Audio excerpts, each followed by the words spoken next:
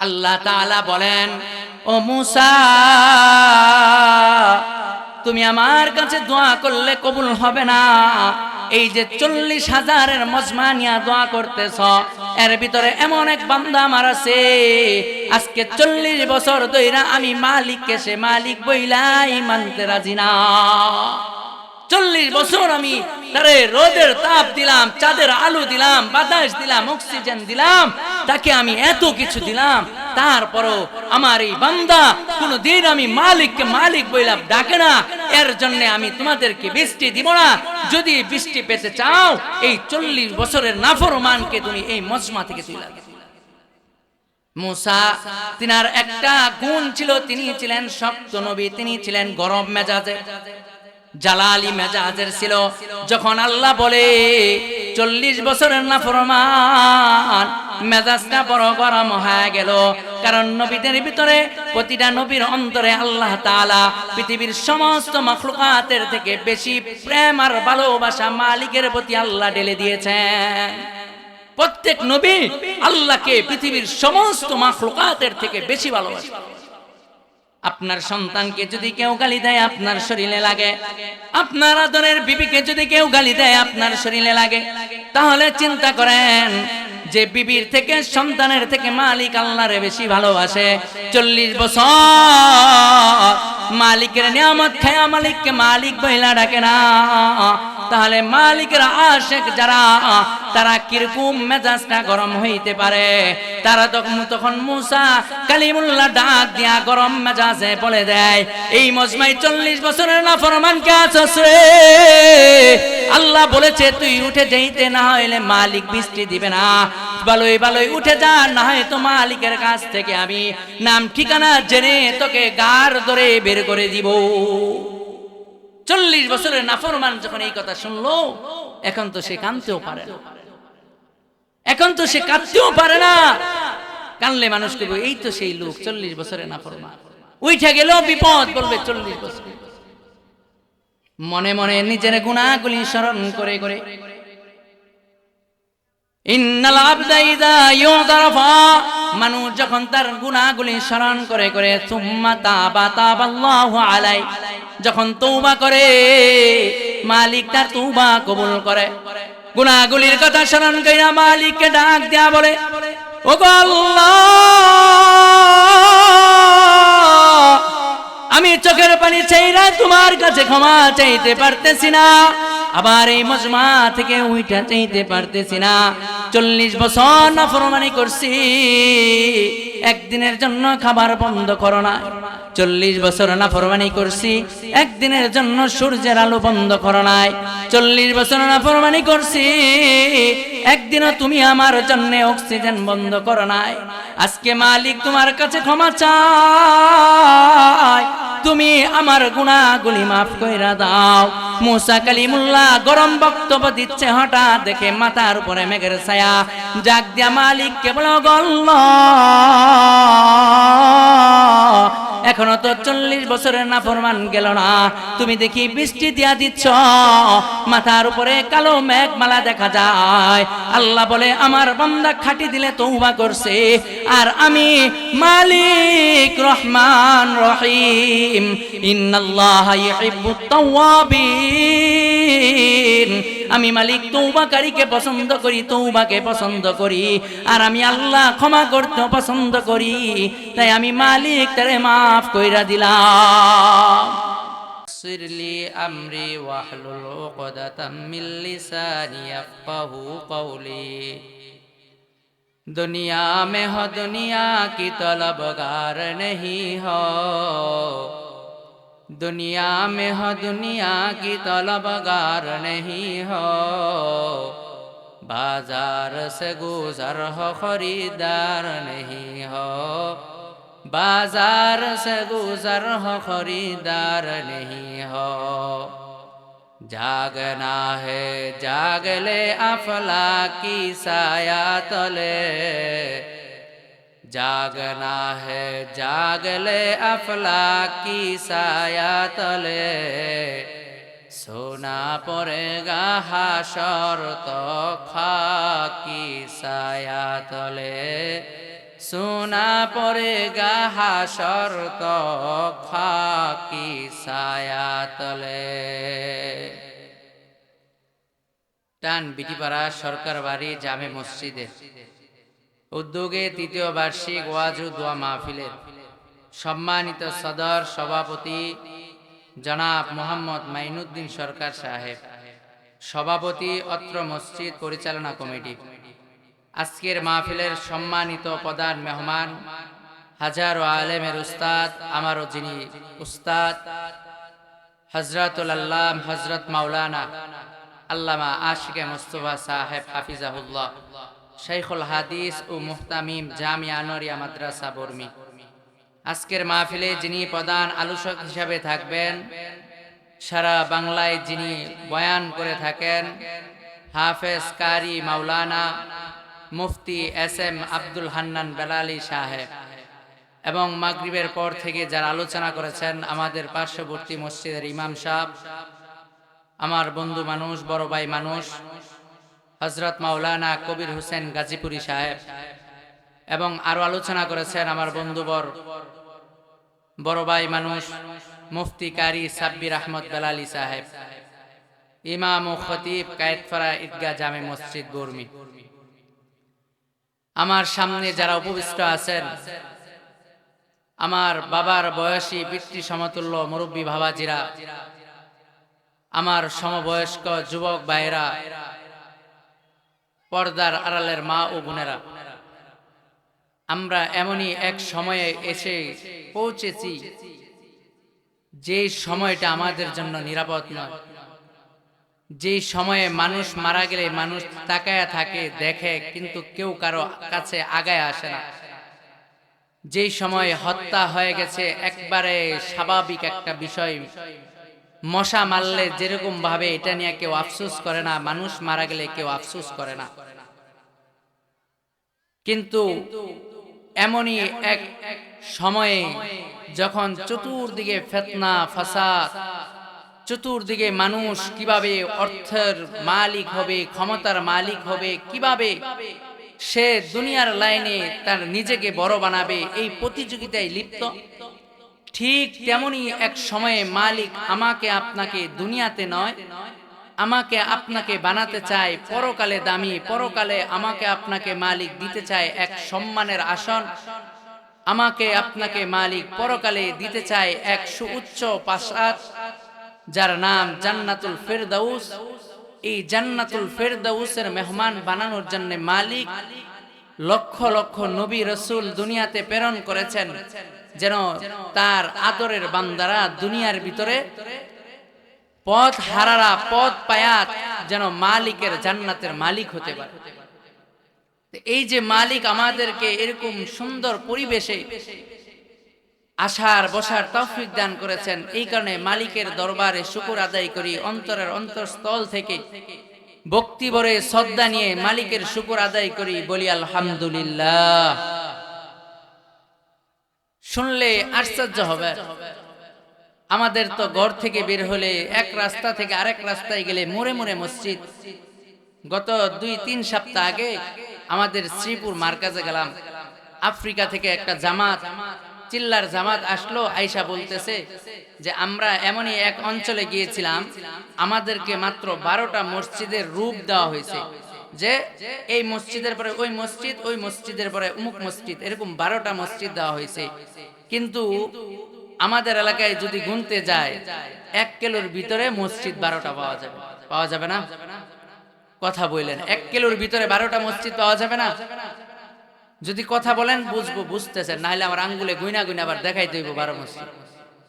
কিন্তু আশ্চর্যের বিষয়, আফ্রিকার ভিতরে যে জামাত গেল তারা বলে আমরা 100 কিলোমিটার, আমাদের এই 12টা মসজিদের এরিয়া এত বিশাল যে এই 12টা মসজিদ 100 কিলোমিটারের ভিতরে মাত্র 12টা মসজিদ।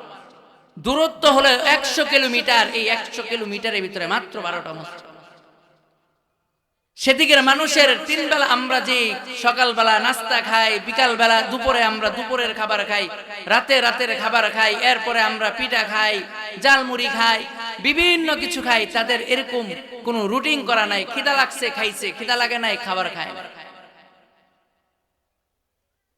ওই আফ্রিকার চিল্লার সাথীরা বলতেছে মানুষ নামাজে আসে, একজনকে জিজ্ঞাসে আপনি নামাজে আসছেন, কোত্থেকে আসছেন? বলে যে জায়গায় নামাজে আসলাম এই জায়গা থেকে আমার বাড়ি 20 কিলোমিটার। 20 কিলোমিটার দূর থেকে সে জামাতে নামাজ আদায় করার জন্য আসছে। তাকে বলে আপনি এত কষ্ট করে আসলেন? সে বলে বাড়িতে তো নামাজ পড়া যায়, পড়তে পারি, কিন্তু একা একই ভালো লাগে না। 20 কিলোমিটার দূর থেকে গাড়ি ভাড়া নাই,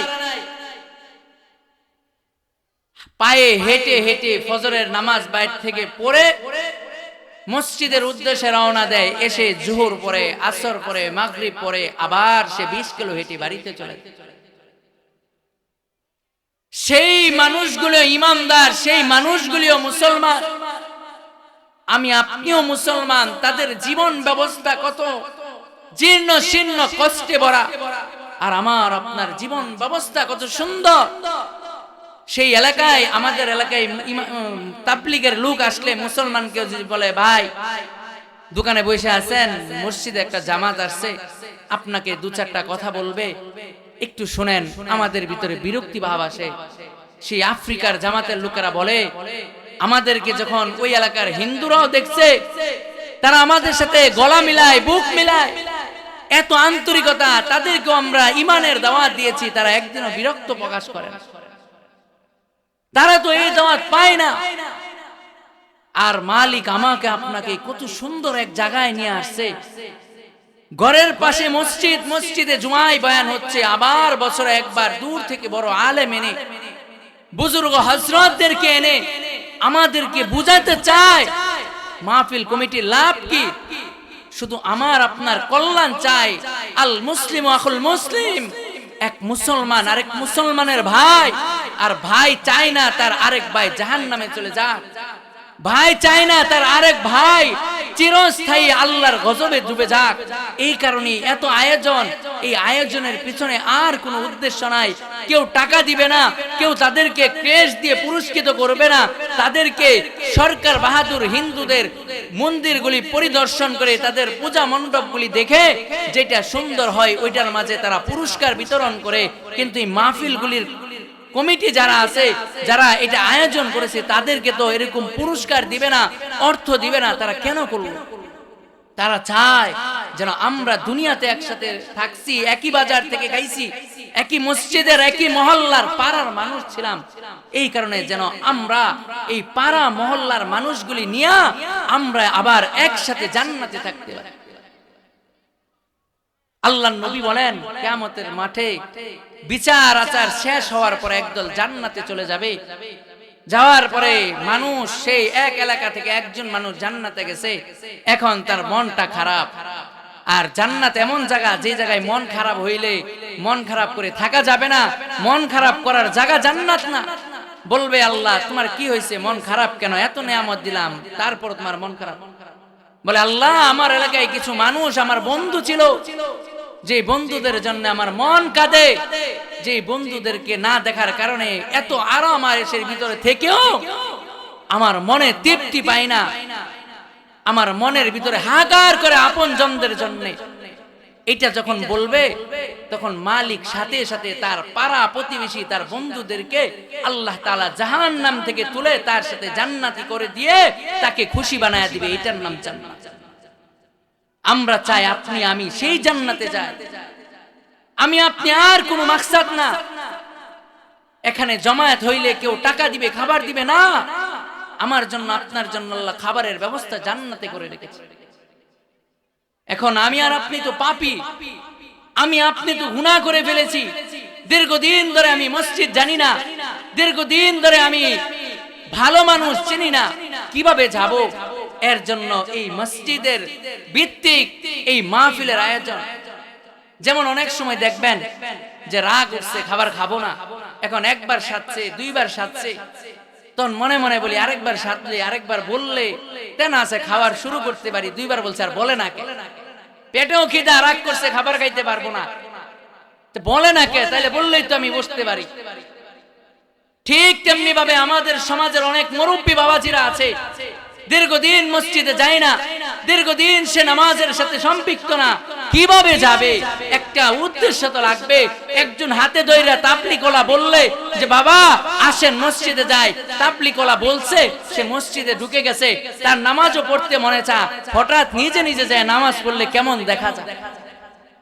এই যে কেমন দেখা যায় আমার সমাজে এমন বহু মানুষ আছে, তাদের জন্য এই মাহফিলের আয়োজন, যে মাহফিল থেকে উলামায়ে কেরাম আসবে, বয়ান করবে, হাত তুলে আল্লাহর কাছে ক্ষমা চাবে, মাপ চাবে, পরদিন থেকে নামাজ শুরু করবে, মানুষও কিছু বলতে পারবে না, সেও একটা অজুহাত একটা কথা বলতে পারবে, গতকালকে যে বয়ান করছে, বয়ানের পরেও যদি নামাজ না পড়ি তাহলে আর কি করব? তাহলে এই বয়ান আমার আপনার নামাজের একটা কারণ, এই বয়ান হচ্ছে আমার আপনার নামাজে যাওয়ার একটা উসিলা বানানো। এই বয়ান, এই সব কিছু আমাকে আপনাকে মসজিদমুখী করা, আমাকে আপনাকে এরকম ভাবে মসজিদের দিকে নিয়ে যাওয়া। আমাদের সমাজে একটা কথা আছে যে এত মসজিদ মুসল্লি নাই, এত মসজিদ। এর আগে একটা কথা বলতে হয়। আমরা যখন একবার শিক্ষক ট্রেনিংয়ে গেলাম শ্রীপুরের ওই পাশে, তখন এক মহিলা বলতেছে যে হুজুররা তো খালি মানুষের বাড়ি থাকে। আমি বললাম আপনার ভাই কয়দিন দাওয়াত দিচ্ছেন? 30 দিন ধরে না আছি, 25 দিন হয়ে যায়, একদিনও তো দাওয়াত দিলেন না। তো যে লোকগুলি বলে মসজিদ, এত বেশি মসজিদ, এই লোকগুলি একদিনও মসজিদে যায় না। আপনার সমাজে বছরে 6 বছরে 5 বছরে 10 বছরে একটা মসজিদ থেকে গিয়ে আরেকটা মসজিদ হয়েছে, কিন্তু আমি আপনি এমন মুসলমান, আমার আপনার খবরও নাই যে আমার আপনার মসজিদকে বন্ধ করে দেওয়ার জন্য, আমার আপনার এই মসজিদে আজান বন্ধ করে দেওয়ার জন্য প্রতিদিন হাজার হাজার কোটি মিলিয়ন বিলিয়ন ডলার খরচ করে করে তারা পায়তারা করছে, পরামর্শ সভা করছে, কিভাবে মসজিদ বন্ধ করে দেওয়া যায়, কিভাবে এই জমিনে মাদ্রাসা বন্ধ করে দেওয়া যায়। আর যেই দিন যেই জায়গায় এরকম পরামর্শ হয়, মালিকের একটা নিয়মান নীতি আছে, যেই জিনিস দুনিয়া থেকে মানুষ সরায়া দিতে চায়, মালিক এই জিনিস দুনিয়াতে বাড়ায়। এই কারণে আমাকে আপনাকে ফিরে যেতে হবে মালিকের কাছে ক্ষমা চাইতে হবে। এখন আমি আর আপনি যে মালিকের কাছে ক্ষমা চাবো, মালিক কি বসে আছে আমার আপনার ক্ষমার জন্য যে বান্দা ক্ষমা চাবে আমি দিয়া দিব? তাহলে শুনেন মালিক কি বলে, কোরআন শরীফের ভিতরে আল্লাহ কি বলেন। আল্লাহ তাআলা কোরআন শরীফের ভিতরে সূরাতুল মাইদার 74 নম্বর আয়াতের ভিতরে দুঃখ নিয়ে মালিক বলতেছে, আফালা ইয়াতুবুনা ইলাল্লাহি ওয়া ইস্তাগফিরুনাহু ওয়াল্লাহু গফুরুর রহিম। আফালা ইয়াতুবুনা ইলাল্লাহি ওয়া ইস্তাগফিরুনাহু ওয়া ইস্তাগফিরুনাহু ওয়াল্লাহু গফুরুর রহিম। ও নবী আমার বান্দারা উম্মতরা কি আমার কাছে ক্ষমা চাবে না? আমার বান্দারা আমার কাছে ক্ষমা চাবে না? আমার কাছে কি মাফ চাবে না? আল্লাহু গফুরুর রহিম। আমি আল্লাহ তো ক্ষমাশীল, আমি আল্লাহ গফুর, আমি আল্লাহ রহিম রহমান। আল্লাহ তাআলা জানা দেয় আল্লাহ ক্ষমা করতে। আল্লাহ নবীকে বলে আমি ক্ষমা করতে চাই, আমার বান্দারা কোথায়? তারা কি আমার কাছে ক্ষমা চাবে না? শুধু আল্লাহ পর্যন্তই বলে না, আল্লাহ আরো জানায় দেয় সূরাতুল বাকারার ভিতরে আল্লাহ জানায় দেয়, ইন্নাল্লাহা ইউহিব্বুত তাওয়াবিন ওয়া ইউহিব্বুল মুতাতাহহিরিন। আল্লাহ জানায় দেয় আমার কাছে সবচেয়ে পছন্দের বিষয় হলো মাফ করা। আমি আল্লাহ মাফ করতে ভালোবাসি, আমি আল্লাহ ক্ষমা করতে ভালোবাসি। তাহলে আল্লাহ কেমন ক্ষমা করে? ক্ষমা করলে কয়টা গুনাহ ক্ষমা করে? আল্লাহ তাআলা কোরআন শরীফের আরেক আয়াতের ভিতরে বলে, কুল হে নবী আপনি বলে দেন, ইয়া ইবাদিয়াল্লাযীনা আসরাফু আলা আনফুসিহিম, আমার যে সমস্ত বান্দারা তাদের নিজেদের উপরে অন্যায় করেছে, অবিচার করেছে, লা তাকনাতু মির রাহমাতিল্লাহ, তারা যেন আমি মালিকের রহমত থেকে নিরাশ না হয়ে যায়। আমি আর আপনি যদি বলি ওগো আল্লাহ, আপনি বলছেন নিরাশ না হইতে, আমি বান্দা তো 60 বছর গুনাহ করছি, 40 বছর গুনাহ করছি, 50 বছর গুনাহ করছি, আপনি কি আমার জিন্দেগীর সকল গুনাহগুলি মাফ করে দিবেননি? আল্লাহ জানায়া দেয় তিনার এক গুণ, আল্লাহ তাআলা তিনার একটা গুণ উল্লেখ করে বলে দেয়, ইন্নাল্লাহা ইয়াগফিরুয যুনুবা জামিআ। আল্লাহ বলে আমি সমস্ত গুনাহগুলি একসাথে মাফ করার ক্ষমতা রাখি। আমি মানুষের সমস্ত গুনাহগুলিকে একসাথে ক্ষমা করে দিতে পারি। আমি কেন ক্ষমা করতে পারি? সূরাতুল ফাতিহার ভিতরে দেখবেন আমরা নামাজে বলি মালিকি ইয়াউমিদ্দিন। আল্লাহ বলে আমি বিচার দিনের মালিক। বিচার দিনের মালিক হওয়ার কারণে মালিক তিনি, তিনার উপরে কেউ নাই। আল্লাহ যদি বলতো আমি বিচারক, বিচার দিনের বিচারক, তাহলে মালিক না হইলে তিনি সব মাফ করতে পারতেন না। যেমন আমাদের হাইকোর্ট জজ কোর্টের একজন বিচারক থাকে, জাস্টিস থাকে, সে সাজা শুনাইতে পারে, মাফ করতে পারে না। কিন্তু একটা রাষ্ট্রের মালিক থাকে রাষ্ট্রপ্রধান, রাষ্ট্রপতি। এই কারণে রাষ্ট্রপতি যদি কোনো খুনির আসামিকেও মাফ কইরা দেয়, তাহলে ওই দেশের কারো তাকে শাস্তি দেওয়ার অধিকার থাকে না। এই কারণে আমাদের মালিক শুধু আমার আপনার মালিক নয়, তিনি কিয়ামতের দিনেরও মালিক, তিনি বিচার দিনেরও মালিক, তিনি যেই দিন চূড়ান্ত ফয়সালা হবে সেই ফয়সালারও মালিক। এই মালিক হওয়ার কারণে তিনি আমার আপনার জিন্দেগীর সমস্ত গুনাহগুলি মাফ করে দিতে পারেন।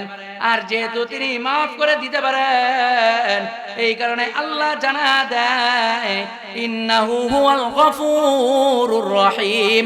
আমি আল্লাহ গফুর, আমি আল্লাহ রহিম। তাহলে এই পর্যন্ত বুঝে থাকলে বলেন আমাদের ক্ষমার জন্য, মাফের জন্য কি আর কোনো বাধা আসেনি? আল্লাহ আমাদেরকে মাফ করবে, এই মাফের জন্য আমাদের আর কোনো বাধা আছে? আর কোনো বাধা নাই, মালিক আমাদেরকে মাফ করে দিবে। এখন মাফ কইরা দিবে, নবী আমাদেরকে মাফ শিখায় কেমনে মাফ চাইতে হয়। নবী বলে ক্বালান নবী সাল্লাল্লাহু আলাইহি ওয়াসাল্লাম ইয়া আইয়ুহান নাস তুবু ইলাল্লাহি ওয়া ইস্তাগফিরুনা। হে মানুষেরা, তোমরা মালিকের কাছে মাফ চাও, মালিকের কাছে তোমরা ক্ষমা চাও।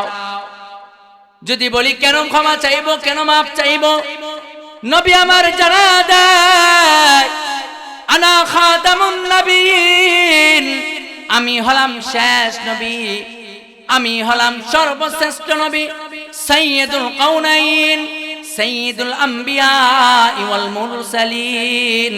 আমি নবীদেরও নবী, সমস্ত আম্বিয়া কেরামের নবী। আর সমস্ত নবীরা মাসুম, সমস্ত নবীরা নিষ্পাপ। আর এই মাসুম নিষ্পাপ নবী হইয়া তিনি বলে ফা ইন্নী আতুবু ইলাইহি ফিল ইয়াউমি মিআতা মাররাতিন, আমি নিষ্পাপ হয়েও দিনে 100 বার আমি মালিকের কাছে ক্ষমা চাই। তাহলে আমাকে আপনাকে মালিকের ক্ষমা আমার আপনার নবী শিখায়া দেয়। এখন ক্ষমা শিখায়া দিল, ক্ষমা চাইলাম, ক্ষমা চাইলে কেমন ক্ষমা পাবো, কতটুকু ক্ষমা পাবো? আম্মা জান আয়েশা সিদ্দিকা রাদিয়াল্লাহু তাআলা আনহু থেকে বর্ণিত, তিনি বলেন আন আয়েশা রাদিয়াল্লাহু তাআলা আনহা ক্বালাত ক্বালা রাসূলুল্লাহ সাল্লাল্লাহু আলাইহি ওয়াসাল্লাম। আম্মা জান আয়েশা থেকে বর্ণিত, তিনি বলেন নবী আমার জানা দেয় ইন্নাল আবদা ইযা ইউতারাফা, কোন মানুষ যদি তার নিজের গুনাহগুলি স্মরণ করে, নিজের গুনাহগুলি অনুভব করে করে, নিজের গুনাহগুলিকে স্মরণ করে করে, সুম্মা তাবা, সে যদি অতঃপর তওবা করে, তাবাল্লাহু আলাইহি, তাহলে আল্লাহ তার জীবনের গুনাহগুলি মাফ করে দিবে। আম্মা জান আয়েশা জানায় দেয় যে সে যদি গুনাহের জন্য মাফ চায়, তাহলে আল্লাহর নবী জানায় দিয়েছে সে আল্লাহ তাআলা সেই বান্দার গুনাহ মাফ করে। গুনাহ মাফ করলে কেমন মাফ করে। আরেক সাহাবী থেকে বর্ণিত আন আব্দুল্লাহ ইবনে মাসউদ রাদিয়াল্লাহু তাআলা আনহু قال رسول الله صلى الله عليه وسلم আব্দুল্লাহ ইবনে মাসউদ থেকে বর্ণিত তিনি বলেন নবী আমাদেরকে জানায়া দিয়েছেন আত্তাইবু মিনাজ যামবি কামাল্লা যামবা লাহু।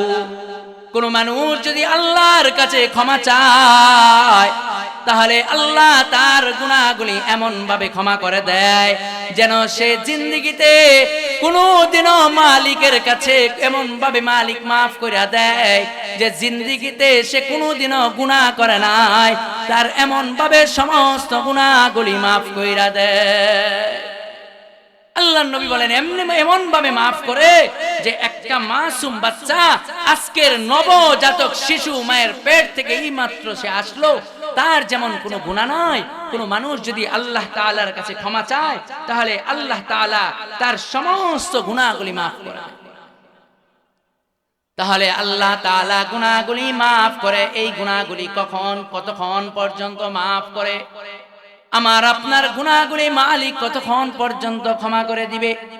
এই বিষয়েও নবী আমার আপনার নবী জানায়া দেয় আন ইবনে উমর রাদিয়াল্লাহু তাআলা আনহু قال قال رسول الله صلى الله عليه وسلم ইবনে উমর থেকে বর্ণিত তিনি বলেন নবী আলাইহিস সালাতু ওয়াস সালাম জানায়া দেয় যে কোন মানুষ যদি গুনাহ করে সে গুনাহের জন্য ক্ষমা পাবে, মাফ পাবে। এটা কতক্ষণ পর্যন্ত?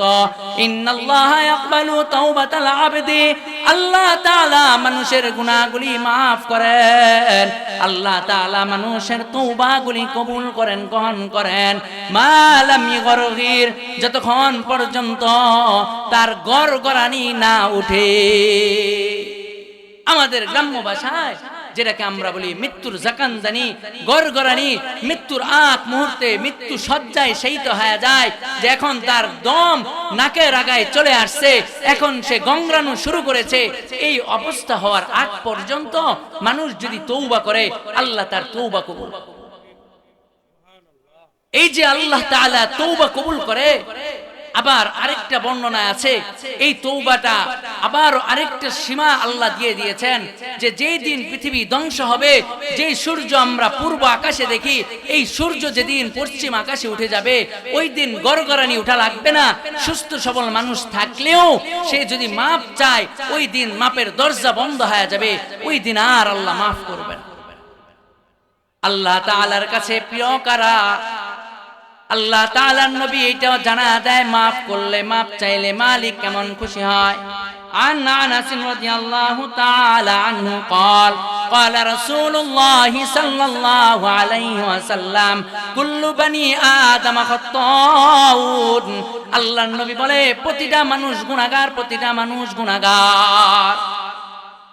وخير الخطائين التوابون, কিন্তু এই গুনাহগারদের মাঝে সবচেয়ে উত্তম গুনাহগার তারা যারা গুনাহ কইরা বসে থাকে না, বরং সাথে সাথে আল্লাহর কাছে ক্ষমা চায়। আল্লাহর কাছে ক্ষমা চাইলে মালিক মাফ কইরা দেয়। কেমন ভাবে মালিক মাফ কইরা দেয়? মুসা কালিমুল্লাহর একটা ঘটনা যদি আমরা শুনি তাহলে আমরা বুঝতে পারবো আমার আপনার রব মালিক কেমন ভাবে মাফ কইরা দেয়। আমার আপনার মালিক বলেছে লা তাকনাতু মির রাহমাতিল্লাহ, আমার আপনার মালিক বলে তোমরা আমার রহমত থেকে নিরাশ হয় না। একদিন মুসা কালিমুল্লাহর জামানার ঘটনা, একদিন বৃষ্টি নাই, মাটিগুলি ফেটে চৌচির হয়ে গেছে, মাটিগুলি ফেটে চৌচির হয়ে গেছে, ফসলগুলি মারা যাচ্ছে। এমনই এক মুহূর্ত যখন চলছে কালিমুল্লাহ মুসা আল্লাহর কাছে বলে ওগো মালিক আল্লাহ, এই যে এক ময়দানে 40,000 উম্মত নিয়ে আমি দণ্ডায়মান হইলাম, আমি আপনার সামনে উপস্থিত হইলাম, আমি আপনার কাছে ক্ষমা চাচ্ছি, ফরিয়াদ জানাই আপনি আমাদেরকে বৃষ্টির ব্যবস্থা করে দেন। 40,000 মানুষ নিয়ে মুসা কালিমুল্লাহ আল্লাহ তাআলার কাছে বৃষ্টির জন্য দোয়া করে। আল্লাহ তাআলা বলেন ও মুসা, তুমি আমার কাছে দোয়া করলে কবুল হবে না, এই যে 40,000-এর মজমা নিয়ে দোয়া করতেছ, এর ভিতরে এমন এক বান্দা আমার আছে আজকে 40 বছর ধইরা আমি মালিককে সে মালিক বইলাই মানতে রাজি না।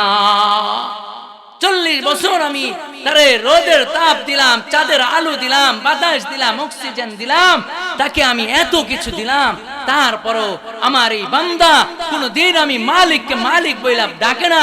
এর জন্য আমি তোমাদেরকে বৃষ্টি দিব না। যদি বৃষ্টি পেতে চাও এই 40 বছরের নাফরমানকে তুমি এই মজমা থেকে তুলে দাও।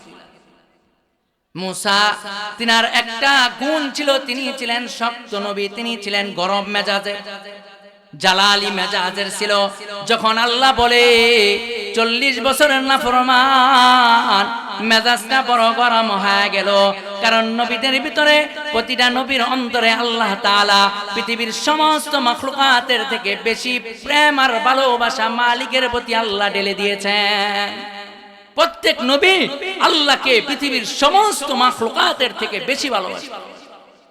আপনার সন্তানকে যদি কেউ গালি দেয় আপনার শরীরে লাগে, আপনার আদরের বিবিকে যদি কেউ গালি দেয় আপনার শরীরে লাগে, তাহলে চিন্তা করেন যে বিবির থেকে সন্তানের থেকে মালিক আল্লাহরে বেশি ভালোবাসে। 40 বছর মালিকের নিয়ামত খায়া মালিককে মালিক বইলা ডাকে না, তাহলে মালিকের আশেক যারা তারা কিরকম মেজাজটা গরম হইতে পারে। তারা তখন মুসা কালিমুল্লাহ ডাক দিয়া গরম মেজাজে বলে দেয়, এই মজমায় 40 বছরের নাফরমান কে আছস রে? আল্লাহ বলেছে তুই উঠে যাইতে, না হইলে মালিক বৃষ্টি দিবে না। ভালোই ভালোই উঠে যা, না হয় তো মালিকের কাছ থেকে আমি নাম ঠিকানা জেনে তোকে গার ধরে বের করে দিব। 40 বছরের নাফরমান যখন এই কথা শুনলো, এখন তো সে কাঁদতেও পারে না, এখন তো সে কাঁদতেও পারে না। কানলে মানুষকে এই তো সেই লোক 40 বছরের নাফরমান, উঠে গেল বিপদ, বলবে 40 বছর। মনে মনে নিজের গুনাহগুলি স্মরণ করে করে, ইন্নাল আবদা ইযা ইউদারফা, মানুষ যখন তার গুনাহগুলি স্মরণ করে করে সুম্মা তাবাল্লাহু আলাই, যখন তওবা করে মালিক তার তওবা কবুল করে। গুনাহগুলির কথা স্মরণ কইরা মালিককে ডাক দেয়া বলে, ওগো আল্লাহ, আমি চোখের পানি চাইরা তোমার কাছে ক্ষমা চাইতে পারতেছি না, আবার এই মজমা থেকে উইটা চাইতে পারতেছি না। 40 বছর নাফরমানি করছি, একদিনের জন্য খাবার বন্ধ করো না। 40 বছর নাফরমানি করছি, একদিনের জন্য সূর্যের আলো বন্ধ করো নাই। 40 বছর নাফরমানি করছি, একদিনও তুমি আমার জন্য অক্সিজেন বন্ধ করো নাই। আজকে মালিক তোমার কাছে ক্ষমা চাই, তুমি আমার গুনাহগুলি মাফ কইরা দাও। মুসা কালিমুল্লাহ গরম বক্তব্য দিচ্ছে, হঠাৎ দেখে মাথার উপরে মেঘের ছায়া। জাগ দিয়া মালিককে বলো, আল্লাহ, এখনো তো 40 বছরের নাফরমান গেল না, তুমি দেখি বৃষ্টি দিয়া দিচ্ছ, মাথার উপরে কালো মেঘমালা দেখা যায়। আল্লাহ বলে, আমার বান্দা খাঁটি দিলে তওবা করছে, আর আমি মালিক রহমান রহিম, ইন্নাল্লাহা ইউহিব্বুত তাওয়াবিন, আমি মালিক তওবাকারীকে পছন্দ করি, তওবাকে পছন্দ করি, আর আমি আল্লাহ ক্ষমা করতে পছন্দ করি, তাই আমি মালিক তারে মাফ কইরা দিলাম। তাহলে মালিক যদি 40 বছরের নাফরমানকে মাফ করতে পারে, যে 40 বছর একদিন মালিককে মালিক বইলা ডাকে নাই, আমরা কি মাঝে মধ্যে জুমার দিনও মালিককে মালিক বইলা ডাইকা সিজদা দেই না? তাহলে আমরা কি মালিকের কাছে মাফ চাইলে মালিক আমাদেরকে মাফ করবে না? কিন্তু মাফটা হতে হবে হৃদয় থেকে, ভক্তি ভরে, মনের গভীর থেকে মাফ চাইতে হবে। মনের গভীর থেকে যদি আমি আপনি মালিকের কাছে মাফ চাইতে পারি, রোনাজারি করতে পারি, শেষ রাইতে মালিককে ডাকতে পারি, তাহলে মালিক আমাকে আপনাকেও মাফ করে দিবে। এ জীবনে না করিলাম বন্দেগি, গুনাহ করে কাটাইলাম জিন্দেগি, গুনাহ করে কাটাইলাম জিন্দেগি। তওবা করে আবার তওবা ভাঙ্গিলাম, অবশেষে খাঁটি দিলে তওবা করিলাম, অবশেষে খাঁটি দিলে তওবা করিলাম। সকলেরই দরজা হইতে ফিরিয়া, সকলেরই দরজা হইতে ফিরিয়া আপনার দরজায় রইলাম পড়িয়া, আপনার দরজায় রইলাম পড়িয়া। আপনি যদি মাফ না করেন বান্দারে, আপনি যদি মাফ না করেন বান্দারে, বান্দা যাবে কার দরবারে? বলেন আপনার বান্দা যাবে কার দরবারে? গুনাহ করছি আর তো গুনাহ করব না, গুনাহ করছি আর তো গুনাহ করব না। দয়া করে মাফ করে দেন রব্বানা, দয়া করে মাফ করে দেন রব্বানা। আদর করিয়া মাবুদ বানায়া, আদর করিয়া মাবুদ বানায়া, কেমনে দিবেন জাহান্নামে ফেলিয়া, কেমনে দিবেন জাহান্নামে ফেলিয়া। এরকম ভাবে যদি আমরা আবেগ নিয়ে মালিকের কাছে ডাকতে পারি, মালিককে বলতে পারি, তাহলে মালিক আমাদেরকে মাফ করে দিবেন, মালিক আমাদেরকে এরকম ভাবে মাফ করে জান্নাতি বানায় দিবেন। তাহলে একটা লাভ বললাম, মালিক মাফ করে দিবে, পরকালে আমরা জান্নাতি হয়ে যাব। দুনিয়ার লাভ কি? ইবনে আব্বাস থেকে বর্ণিত, তিনি বলেন, মান লাজিমাল ইস্তিগফার, কোন মানুষ যদি এই আস্তাগফার, আস্তাগফিরুল্লাহ, মালিক আমাকে মাফ কইরা দেন, আমি আপনার কাছে ক্ষমা চাই, এটা যদি তার জীবনে লাজেম বানায় নেয়, এটা তার জীবনে আবশ্যক বানায় নেয়, তাহলে নবী জানায় দেয় জাআলাল্লাহু লাহু, আল্লাহ তাআলা তার জন্য এমন ফয়সালা করবেন যে মিন কুল্লি দাইকিন মাখরাজা, যে তার প্রতিটা মুহূর্তে, প্রতিটা সংকটপূর্ণ মুহূর্তে মালিক তার জন্য বিকল্প রাস্তার ব্যবস্থা করে। পরের অংশে বলেন, তার রিজিকের অভাব আছে, আমি তার রিজিকের অভাব দূর করে দিব। তার ঋণ আছে, আমি মালিক ঋণ করে দিব। তার সমাজে সে নিচু শ্রেণীর মানুষ, তাকে দাম দেয় না, সে যদি বেশি বেশি ইস্তিগফার করে, আমি তার সামাজিক মর্যাদা বাড়ায়া দিব। তাকে এমন জায়গা থেকে রিজিক দিব যে সে আমার কাছে বেশি বেশি ইস্তিগফার করার কারণে, মাপ চাওয়ার কারণে, যে আমি আল্লাহ এমন জায়গা থেকে দিব লা ইহতাসিব, সে চিন্তাও করতে পারবে না যে আমার এমন জায়গা থেকে রিজিকের ফায়সালা। এই কারণে আমরা কই ইমাম সাহেবের বেতনে বরকত আছে।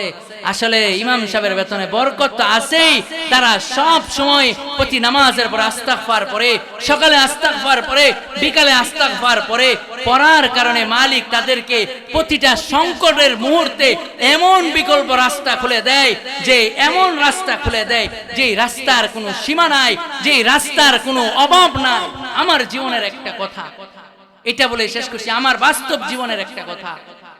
যখন করোনা চলতেছিল, আমি একটা মোটর বসাবো, আমার কাছে টাকা আছে 10,000 টাকা লাগে 23,000।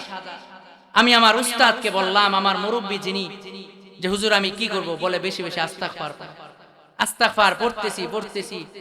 এমন সময় হঠাৎ আমাকে আমার এক আত্মীয় ডাক দিয়া নেয়, বলে যে আমার সন্তান করোনায় আক্রান্ত, তুমি একটু দোয়া করো যেন আমার সন্তানকে আল্লাহ হেফাজত করে। দোয়া করলাম, কিছুদিন পরে ডাক্তার রিপোর্ট দিল যে তার করোনা ভালো হয়ে গেছে। আমার সে আত্মীয় আমাকে নিয়া সে বাড়িতে খাবার খাওয়া আমার হাতে 10,000 টাকা তুইলা দিয়া বলে, এটা দিয়া তুমি একটা কিছু কইরো, তুমি যে দোয়া করছো আমার সন্তানকে আল্লাহ ভালো করে দিয়েছে।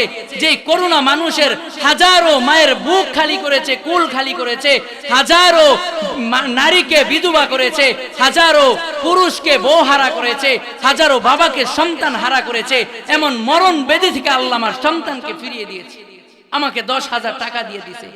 আর এই দিক দিয়ে আমি একটা মোটর ফেলবো, আমার টাকার ব্যবস্থা নাই, আমার আছে 10,000, লাগে 13,000, এর মাঝে 10,000 হয়ে গেছে, তাহলে কি আর 3,000-এর অভাব হবে?